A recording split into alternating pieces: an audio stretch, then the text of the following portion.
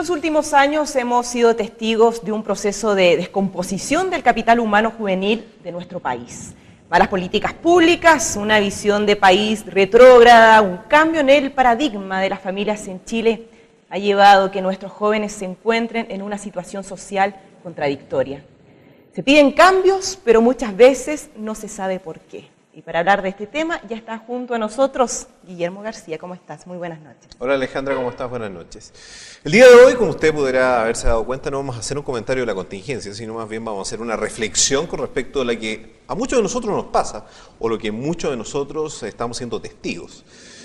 Usted probablemente, si es padre, madre y tiene un hijo adolescente, o probablemente un poco mayor a los 5 años, se ha podido dar cuenta que hay algunos cambios en los jóvenes.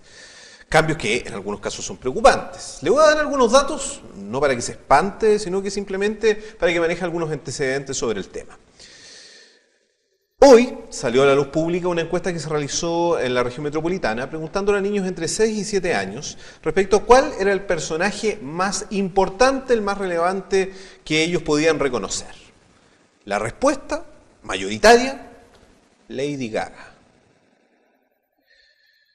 Encuesta también del Instituto Nacional de la Juventud, esta vez de alcance nacional, en donde dentro de una serie de preguntas, más allá de preguntar si usted va a votar o no va a votar, se preguntó con respecto al reconocimiento de ciertas figuras públicas de autoridad. Estamos hablando de jóvenes que en su gran mayoría hoy deberían estar cursando estudios superiores y son temas de cultura general que deberían manejar.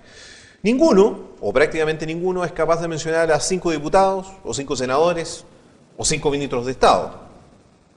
¿Qué es lo que está pasando?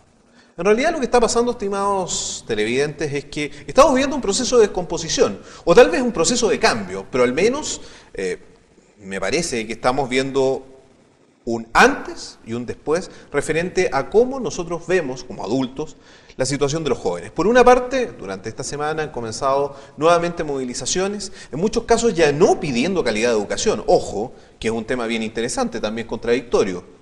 Se pide calidad de educación, pero no se pide exigencia dentro de la educación. La exigencia es lo que lleva a la calidad, no de otra forma.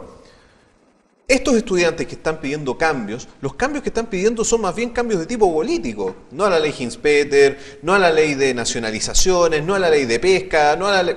En fin, son temas de nivel nacional.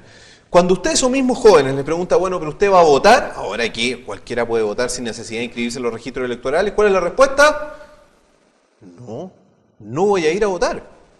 Entonces, ¿qué es lo que está pasando?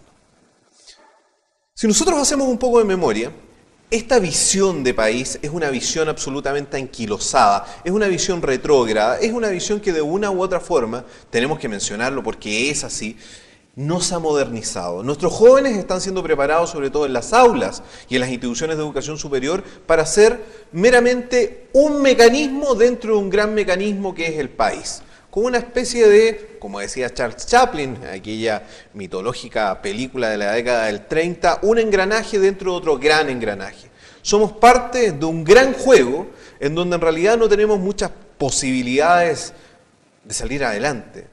Nos vamos a transformar a la larga en un país en donde probablemente, ya se está viendo, estimada Alejandra, comienzan a disminuir las tasas de natalidad, comienzan a descomponerse los núcleos familiares y de una u otra forma nuestros jóvenes son los únicos que a la larga van a salir perjudicados. Y esto no es culpa de ellos, es culpa justamente de nosotros que estamos creando esta sociedad, este país, que a algunos les agrada mucho, pero me parece que vamos en la dirección equivocada.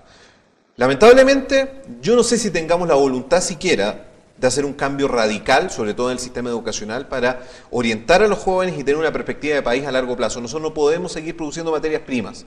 Es cierto que gracias al cobre y otros productos nos hemos enriquecido, pero un país que realmente quiere llegar al desarrollo, un país que realmente quiere tener jóvenes de un nivel cultural importante, no puede estar orientado a una actividad de extracción primaria de materias primas. Tenemos que criar otro tipo de jóvenes, tenemos que educar otro tipo de jóvenes, tenemos que preparar a nuestra gente para que el día de mañana podamos competir en igualdad de condiciones con los países del primer mundo y no seguir, como somos ahora, un país de tercera línea a nivel mundial. Así es, y culpar a todos un poquito, educación, padres, sociedad, etcétera, ¿no? ¿Verdad? Así es, y un tema absolutamente histórico. Si tú lo ves desde la época de Diego Portales, como lo conversábamos antes de comenzar el noticiero, viene esta visión absolutamente anquilosada. Somos un país de comerciantes, librecambistas. comprar, vender, pero no somos capaces de prestar un servicio, de crear valor a las cosas que tenemos, a los recursos naturales que tenemos. Somos un país rico en eso, pero tenemos que crear un país rico en lo más importante, que es el capital humano, nuestros jóvenes.